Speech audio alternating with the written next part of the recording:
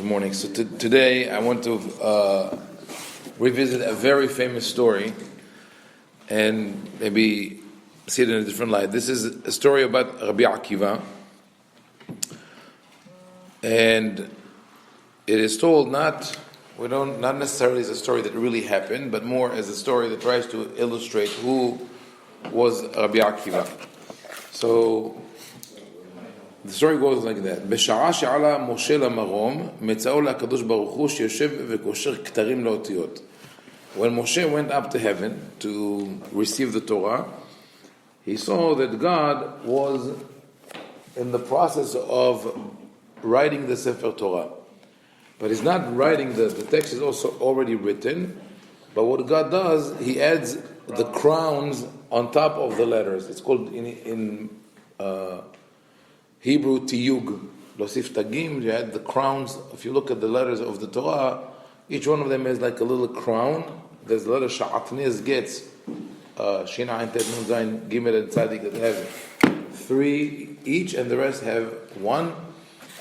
And that's part of the. It seems like it's just a decoration for the Torah. Amar lefanav, and this is obviously taken as a metaphor. I mean, this whole story, not literally that this is what happened.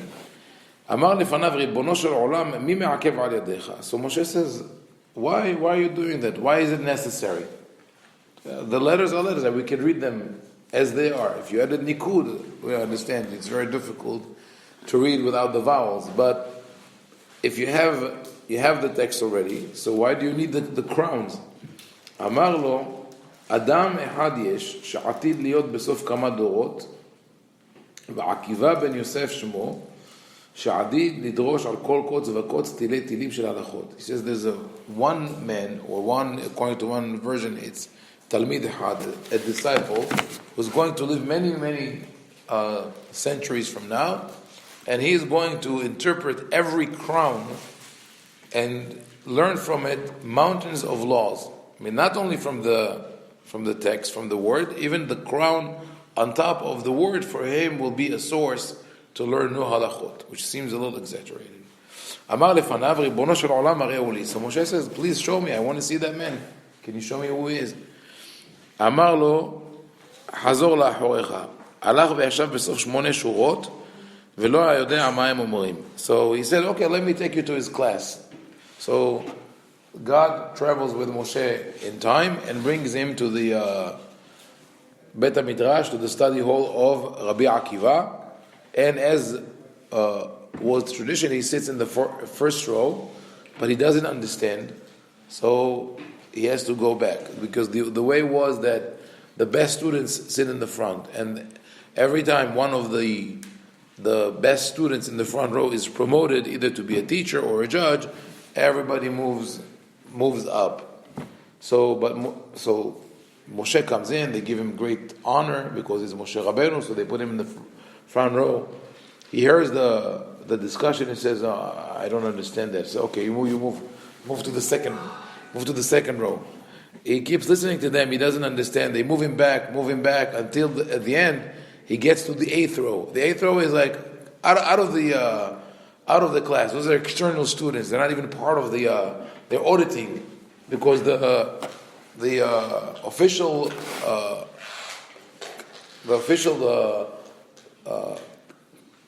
part of the Bet HaMidrash is 7 rows. So the 8th one is like almost you're outside the door. So he doesn't understand what they're saying, and he felt very frustrated and even weakened. What am I doing even? He tells God, אמרו לו תלמידיו, כיוון שהגיע לדבר אחד, אמרו לו תלמידיו ריבי מניין לך, אמר להם הלכה למשה מסיני נתיישבה דעתו. So then the students asked Rabbi Akiva, Rabbi, where did you take this halacha from? He says, this we got directly from Moshe, halacha למשה מסיני, we cannot argue with it. חזר ובא לפני הקדוש ברוך הוא. So he came back, he comes to God now that he saw the whole process. אמר לפניו, ריבונו של עולם, יש לך אדם כזה, ואתה נותן תורה על ידי. You have such a great man, and you want me to deliver the Torah, you should choose him, he's better than me. Moshe is humble. He says he recognizes that he's not as well as Rabbi Akiva, God says, shtok, keep quiet. That is my plan. That's what I'm going to do. Don't question me. אמר לפניו, ריבונו של עולם, הראתני תורתו, הראני שכרו. So he says, you showed me his Torah. Now I want to know what his reward will be. אמר לו, חזור לאחוריך. So again, it takes him, travels back in time, forth in time. ראה ששוקלים בשרו במקולין. There are two versions here. One is that he saw that the Romans torture him and cut his flesh with metal rods. Or this is more violent, more aggressive, that the Romans would, after executing people, they would sell their flesh as food for animals. It's shocking. אמר לפניו, ריבונו של העולם, זו תורה וזו שכרה. He says, this is the Torah, that's the reward. אמר לו, שתוק, keep quiet, קח עליו במחשבה לפניי, this is what I want to do. It's very perplexing, especially the end is very disturbing. That God really wanted Rabbi Akiva to die in that manner. Now, traditionally, this midrash is understood as a praise for Rabbi Akiva, and some commentators try to explain it, that they say that when God says "Shtok kach alav b'machshava lefanai," that is my thought. If he refers to another midrash where the rabbis say that "Batehila ala lefanav v'machshava livro et ha'olam b'midat adin," that God's initial plan in the creation of the world is to manage the world, to run the world according to what we call rigorous judgment, midat adin, which means that there's no second chance. If you did something wrong, you're hit. So, but then God realizes, which is in itself a question, what do you mean God realizes? But God realizes that the world doesn't work that way, because people will sin, people will do evil things, and if you kill everyone who is a sinner, a transgressor, very, very quickly you're going to run out of people. So the world will not be amended, but rather be destroyed. So God, He created this mixture of rigorous judgment with loving kindness or mercy, or giving people credit, and created the world. And so when you say kach ala b'machshava, my initial thought was God's plan to create the world with rigorous judgment. And that is applicable to Rabbi Akiva, because Rabbi Akiva's life, his whole mentality was this kind of rigorous judgment, going to an extreme, never forgiving or giving credit. One has to be punished for his actions right away. So God, in other words, according to this interpretation, God tells Moshe, this is how Rabbi Akiva ran his life, this is how I interact with him. That's one explanation. But there's a different way to look at it. And maybe you hear the undertone, there is some kind of criticism against Rabbi Akiva. Can you let me show you where this criticism is, and why there was criticism against Rabbi Akiva. Today most of the schools of Torah and the system by which we study Talmud and interpret the halakha is influenced by the methodology of Rabbi Akiva. But at the time there was a competing school, that of Rabbi Ishmael, and they had major disagreements.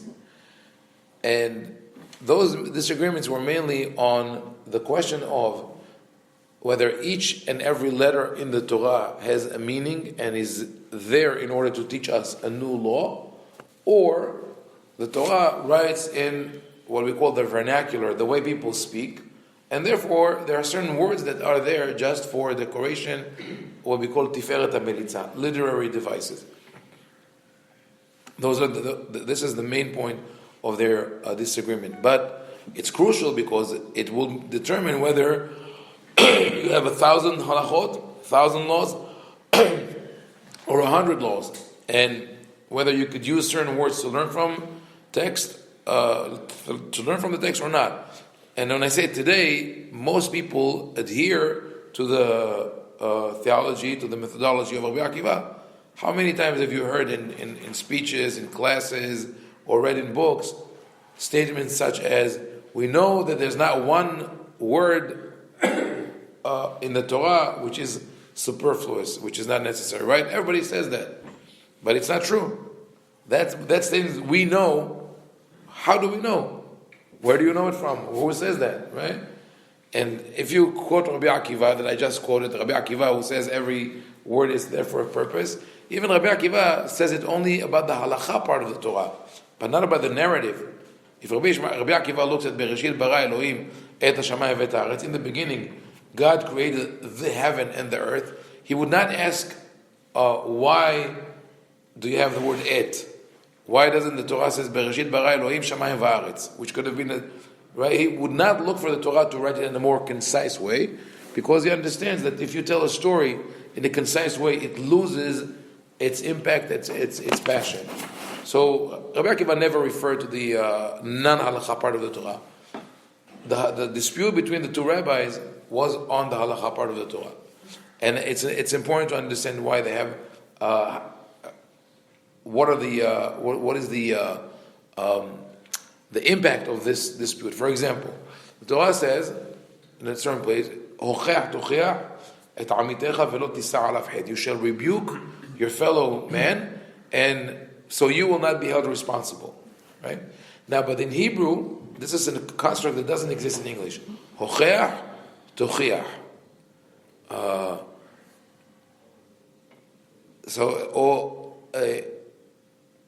Shamua tishma. We say it every morning. Vayam shamua tishmeu. Right? How do you translate shamua tishmeu? Hear, you will hear. If you hear, you will hear. It's very difficult to translate that. In Spanish, it works. Oír, oirás. Like you will. If you will hear, you pay attention, then you'll hear. Or can, but Shamua Tishmeu is an emphasis. Like if you look at the JPS or our school, surely you will hear, surely you will do. Like you have to do it with emphasis. Now when he says rebuke, you shall rebuke your fellow man. Fine. So Rabbi Shmuel looks at it. It says that's emphasis. Torah means that it's really important that you rebuke your fellow man. Rabbi Akiva says no. It's a halacha. It means ad me'ah pe'amim. You have to keep on rebuking until, even if he doesn't listen to you 100 times, and to the point that he beats you when you rebuke him. Or another example, Hashev Tashiv.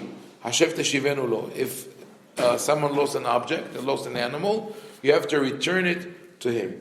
So Rabbi Shmuel says, if it ran away, the animal ran away, return it to the owner. Rabbi Akiva says no. It says Hashev Tashiv, return. You shall return, which means the animal ran away, you returned it, it ran away again, you return it, ad me'ah pe'amim. Rabbi Shmuel says, no, I'm sorry, wait a minute, ad me'ah pe'amim, I'm not going to do it 100 times. I did it once, I did it twice, the man is irresponsible. You tell him, from now on, make sure that you mend your fences, or don't rely on your neighbors to take care of your work.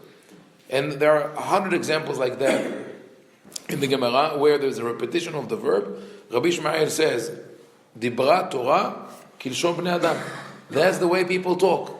If you try to make everything a concise message, then your language will be mangled. Your message and your text will not be understandable. So you have to use extra words. The same way, Rabbi Akiva says, so Rabbi Shmuel says, כל פרשה שנאמרה ונשנתה, לא נשנתה אלא בשביל דבר אחד שנתחדש בה. So Rabbi Shmuel says, even if you have a whole chapter, a whole portion of the Torah that is repeated twice, it just means that God wanted to add one more detail. So he repeated the whole speech and said, and that also.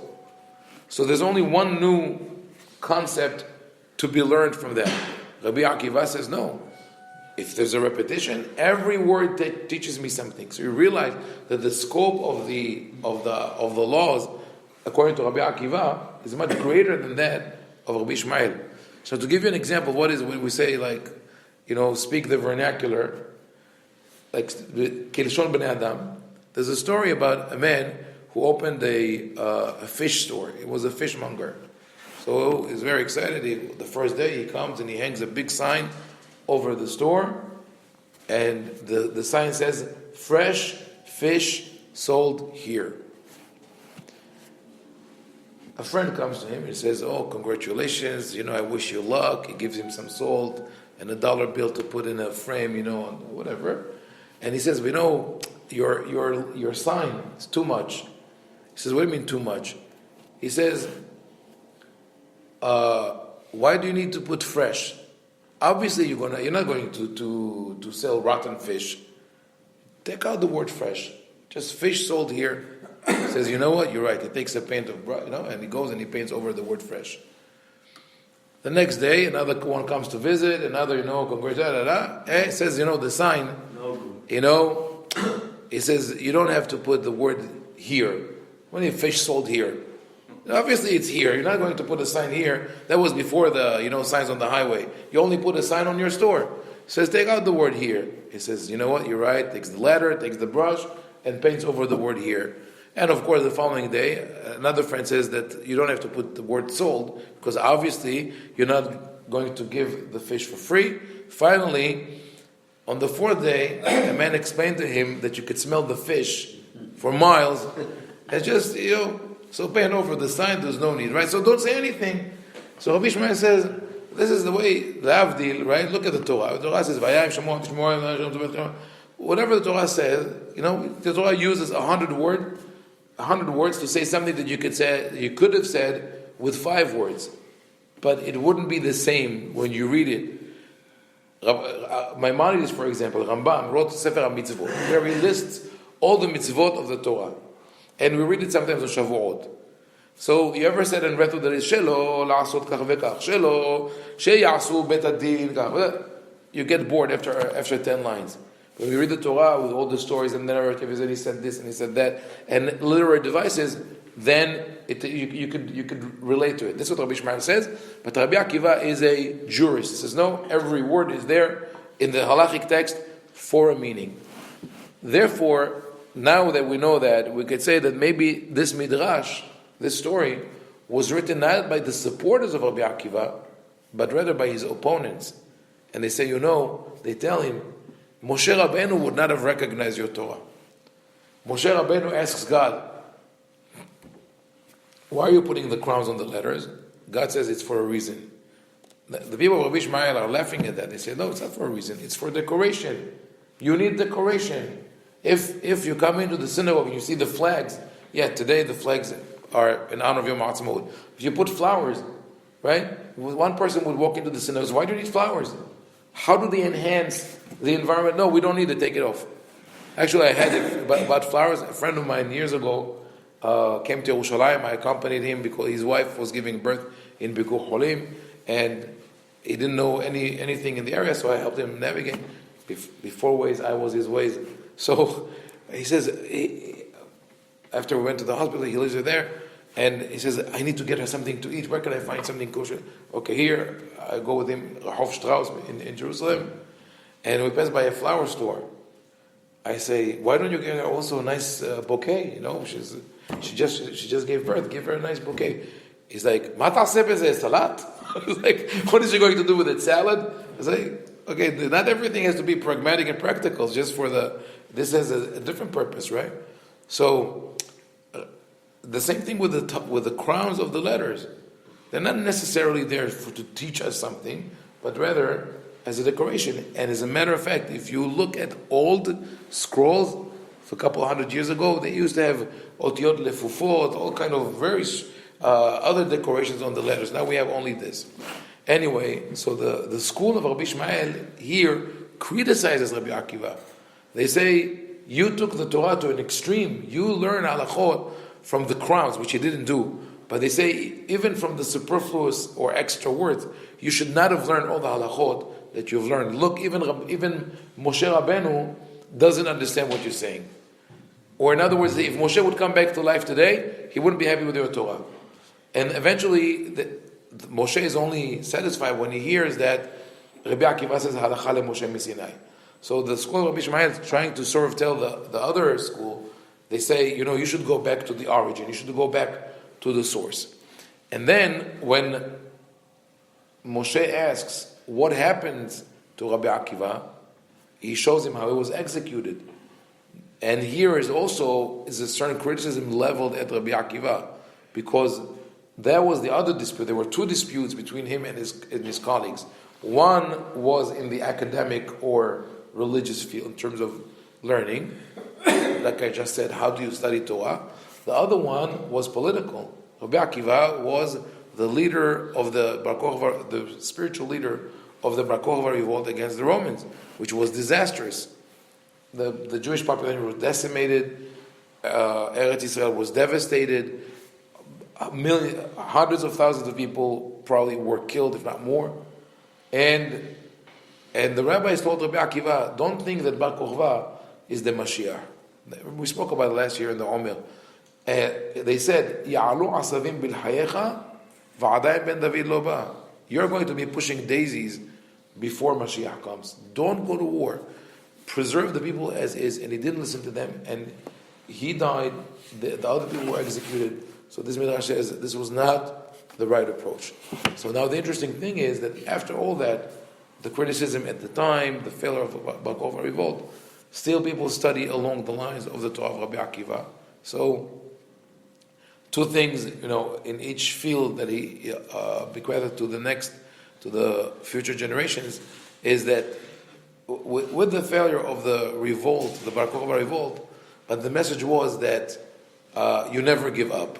So he took it to an extreme, but future generations said, we always have hope, we can always oppose our enemies and maybe succeed. And it took almost 2,000 years, but we made it.